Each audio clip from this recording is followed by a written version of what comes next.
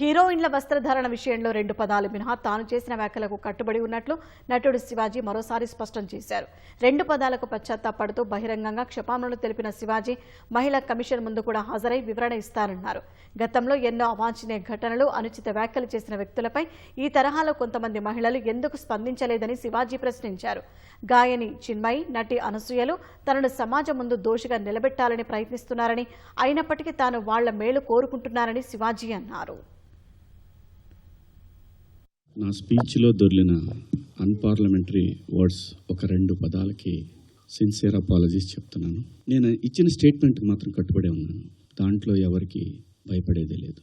నేను అలా మాట్లాడటానికి ప్రధానమైన కారణం ఏంటంటే, లూలు మాల్లో నిధి అగర్వాల్ తను పడ్డ వేదన, తన కారులోకి వచ్చిన తర్వాత తను ఎంబ్రాసింగ్గా ఎలా ఫీల్ అయిందో అది నా మైండ్లోంచి పోలేదు. ఆ తర్వాత ఇమీడియట్గా సమంత గారి మీద, నేను ఎవరిని ఈ డ్రెస్సులు వేసుకోండి, ఆ డ్రెస్సులు వేసుకోండి, మీరు కప్పేసుకోండి అని నేను చెప్పలేదండి. సమాజంలో ఏ రుగ్మత వచ్చినా కానీ సమాజం సినిమా వల్ల చెడిపోతుంది, మీరు వేసుకునే డ్రెస్సుల వల్ల చెడిపోతుంది, మీ సినిమా వల్లనే ఈ ప్రపంచం నాశనం అవుతుందనే మాటలు వింటూ ఉన్నాం. కాబట్టి తరచూ సినిమాని ఎవరు అనకూడదు అనే పంతాలో మనం ఎందుకు వాళ్ళకి అవకాశం ఇవ్వాలనేటటువంటి ఆలోచనతో నేను ఆ సందర్భంలో వచ్చిన మాటలు నాకు ఇప్పటికి కూడా నాకు నమ్మబుద్ధి కావట్లేదు.